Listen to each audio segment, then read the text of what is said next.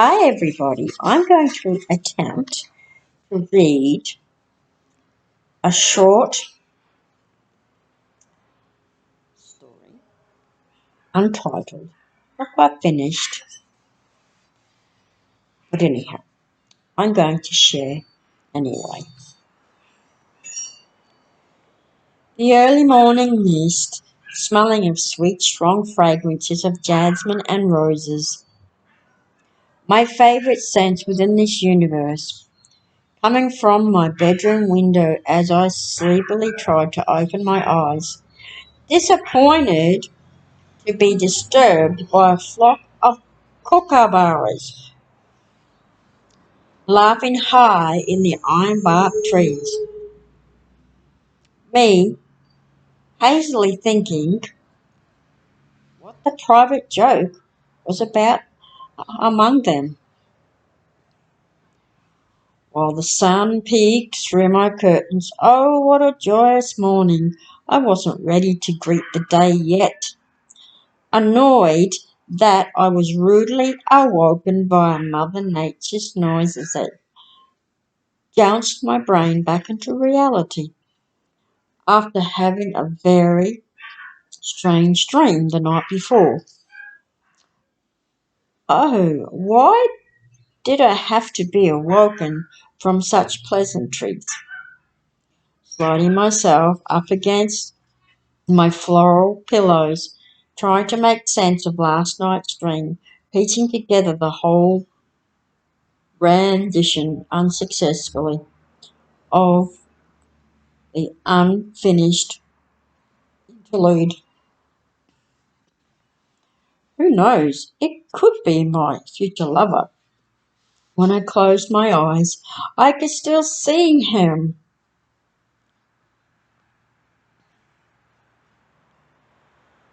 Broad, strong shoulders, neatly dressed in a blue suit and freshly polished black shoes. I could only imagine what lay underneath those neatly pressed clothes. As he meandered along the boardwalk. A well-paid job for sure. I remember walking along the same boardwalk, daydreaming, typically me, colliding straight into this striking, good-looking stranger with prominent, large blue eyes that could see right into your soul. I apologized for the collision, smiling, locking eyes for a few seconds, then kept walking. Boy, oh boy, a warm shiver running down my spine into my love area, thinking, I hope we meet again. Under different circumstances, not just in my dreams, but in real life.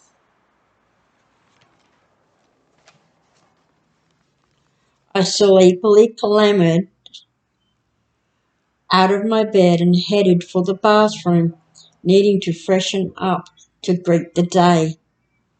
Stepping into the shower, turning the tap to a perfectly soothing temperature, running the heat of the water over my skin as it slowly awakens. Shutting my eyes, lost in last night's dream, again reliving the images, a sexy blue-eyed guy that also had jet black curly hair, tall with beautifully tanned skin, serious-faced, that I would dearly love to get acquainted with for real. Jolted out of my daydream,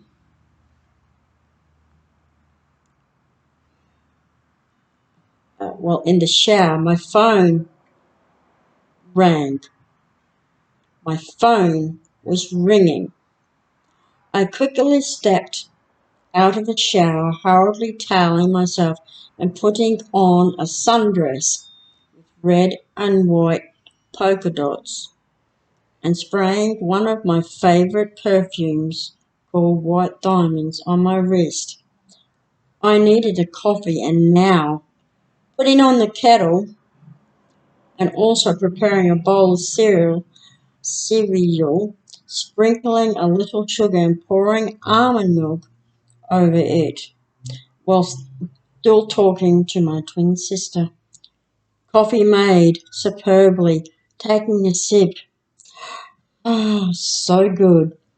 Sitting down, devouring my breakfast, and putting my dishes in the sink while doing a rewind while not wasting my time on doing the dishes. I don't have time for domestics. I've better things to do. Speaking of what I would like to do today, I went up the stairs and packed a beach bag, hat, glasses, towel, and car keys. Slipping on my lazy shoes, I headed out of the door to greet the day. Oh, what a beautiful day for the beach. I headed to the beach in my bright red convertible with its hood down so I could catch the breeze with the wind blowing gently through my hair. How refreshing, making me feel alive and carefree, stress-free. This is how life ought to be, not all the drama and violence we see of today. The beach being 30-minute drive, the perfect distance from where I live,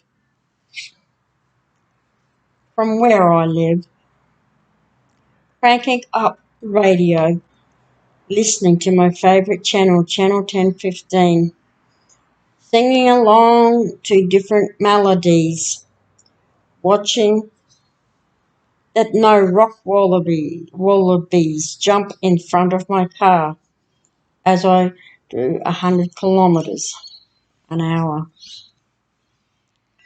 Wouldn't end well for my car or that poor creature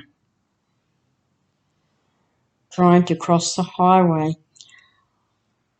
I always have loved this drive on this particular road because every time I come this way it always seems different, even though it's the same direction. Maybe it's just my mind playing tricks and illusion. I will forever love how this particular highway winds and twists, heading towards the ocean. I've only 10 minutes left and I'll be at the beach. I can't wait. My brain, body, soul and spirit need calming time. I wonder where everybody is. Strange for this highway to be so quiet. Maybe everyone's at the beach already. It is 12 p.m. Yippee! I see the ocean glistening at me as I come up and over the hill.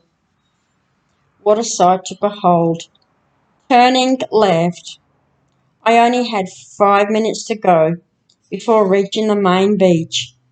Finding somewhere to park, that is always a hard one because everyone has the same idea on this clear, blue-skied Saturday afternoon.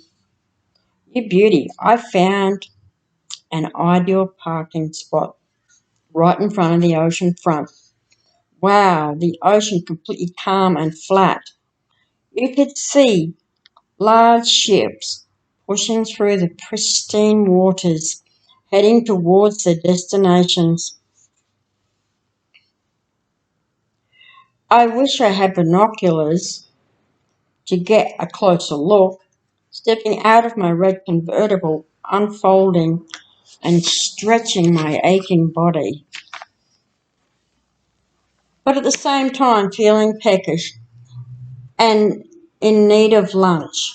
Very late lunch indeed. What do I feel like eating? Good question. Taking me 5 minutes to decide what I wanted. It took me 10 minutes to drag my feet to the nearest cafe in this awesome little town of Bayside Beach. I ended up buying snapper and chips. It took a further 15 minutes before the lady barked out my ticket number, number 17. Saying a polite thank you, I headed towards the beach to sit somewhere in the shade, the climate being quite hot. Walking. I found a shady palm tree. Sitting my aching body on a grassy patch, as I was unwrapping my snapper and chips, suddenly I heard this ruckus coming towards me. A flock of seagulls wanting to share my lunch. While I was unwrapping my lunch, I noticed the lady had put a piece of lemon among my food too. Yum, by this time. These greedy seagulls were fighting over who was going to pinch my food first. Myself saying to the seagulls, keep yelling at me like that and you will get not a thing. There are a couple of rude ones. I said, that's it. You get not a thing. So I threw chips to the seagulls that didn't yell at me. I felt sorry for one of these seagulls because he had only 1 foot. So I gave him an extra chip or two.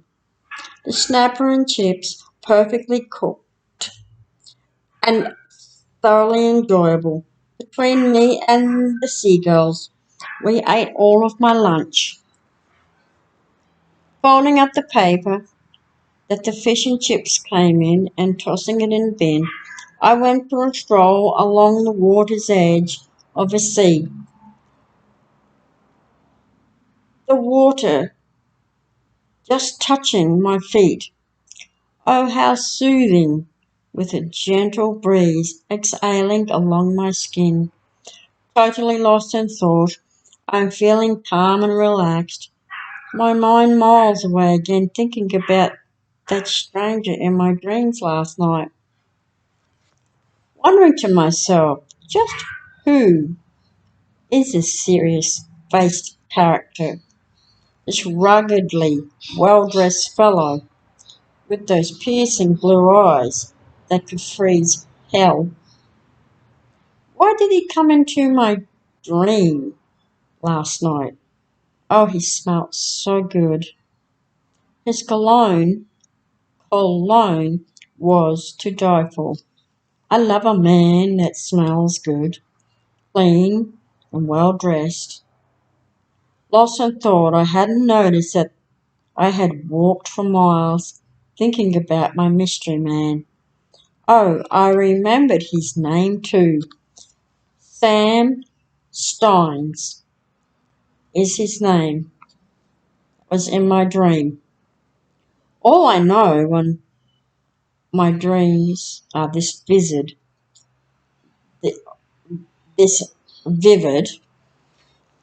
they come true. So it's got me thinking, where will I bump into this man next? Not realizing the time, looking at my watch, thinking, oh, check out the time, snapping myself back into reality from my thoughts of my potential future lover. It had been an awesome afternoon soaking in the light breeze, sun, salt air, feeling completely relaxed. But it's time for me and my red convertible to head home. I didn't end up by bringing my towel and togs with me. I was just happy walking along the shoreline, lost in a romantic dream, thanks to last night's dream.